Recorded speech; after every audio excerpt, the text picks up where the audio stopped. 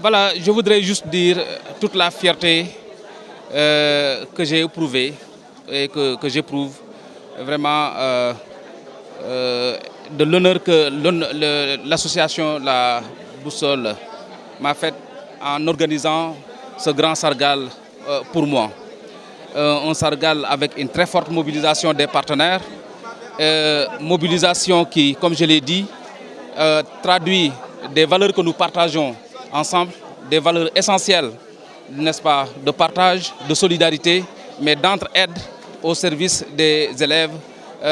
vulnérables. Et dire que je suis très comblé, mais dire également que c'est une complémentarité trouvée que nous avons, en tout cas avec la boussole, parce que nous tous, nous le savons, au nom de l'équité qui est très chère au ministère de l'Éducation nationale dans le programme sectoriel paquet, dont le deuxième axe stratégique a trait à l'équité dans l'accès à l'éducation. Donc au nom de cette équité-là, nous avons l'obligation de prendre en charge les questions liées à la vulnérabilité et aux disparités. Et dans cet exercice, n'est-ce pas, nous avons porté notre choix sur, n'est-ce pas, l'association La Boussole, mais également avec l'UNICEF, n'est-ce pas, pour, n'est-ce pas, œuvrer dans la prise en charge des enfants vulnérables à la déperdition scolaire, comme nous le faisons pour la prise en charge des enfants à besoins éducatifs spéciaux avec SHC, UNEFJA et Handicap International. L'ONG La Boussole et l'inspection d'académie, ce qui les unit surtout, c'est que nous avons une convergence de vues, mais également nous avons des objectifs communs. Des objectifs qui est entre autres de créer une solidarité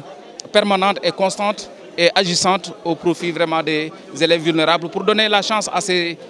enfants dont le seul tort c'est d'être nés dans une famille démunie, d'avoir la chance que nous autres qui sommes d'origine modeste, la chance vraiment de rompre ce cycle vicieux de la pauvreté et maintenant de sortir vraiment de la pauvreté. Oui, effectivement, maintenant que la crise est derrière nous, bien avant même la fin de la crise, on avait déjà commencé à réfléchir sur des stratégies de rattrapage du temps perdu. C'est vrai qu'on ne pourra pas,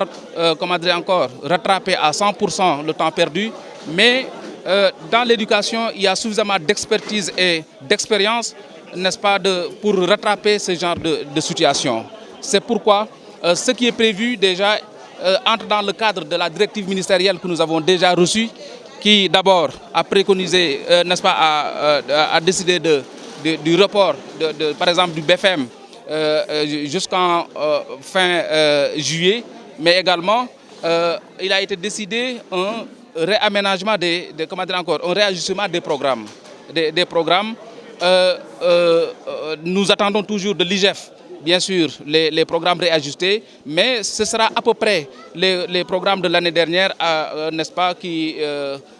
n'est-ce pas, les programmes réajustés donc, de 2021, auxquels il faudra apporter quelques correctifs parce que nous savons que les programmes de l'année dernière, on avait identifié ça et là, quelques difficultés qu'il fallait régler. Mais également, on va agir sur les vacances de fin de semestre de Pâques qui seront réduites à leur strict minimum. Mais aussi, comment dirais-je encore, les évaluations ont été reportées au mois d'avril pour permettre, n'est-ce pas,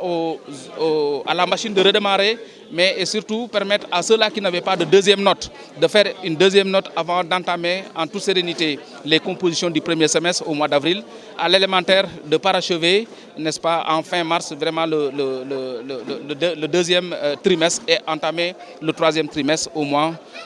d'avril. Mais parallèlement à ça, il y a un dispositif de rattrapage qui est en cours, qui est déjà en cours, parce qu'il faut le dire, déjà les professeurs qui avaient en charge les classes d'examen avaient déjà mis en place des dispositifs pour rattraper, mais ce sera encore formalisé davantage. Les cellules pédagogiques seront accompagnées dans certaines disciplines, n'est-ce pas, dominantes, pour un peu soit élaborer des fascicules de cours d'exercices extra pour gagner en temps d'apprentissage, mais également faire des cours de rattrapage en bonne et due forme. Mais tout cela sera organisé, planifié, exécuté dans le cadre des cellules pédagogiques, aussi bien au moins qu'au secondaire. Donc ça veut dire qu'il y a un dispositif de rattrapage qui est là, n'est-ce pas, qui sera accompagné, mais parallèlement, il y a des ajustements du calendrier des examens, mais également l'aménagement des programmes scolaires.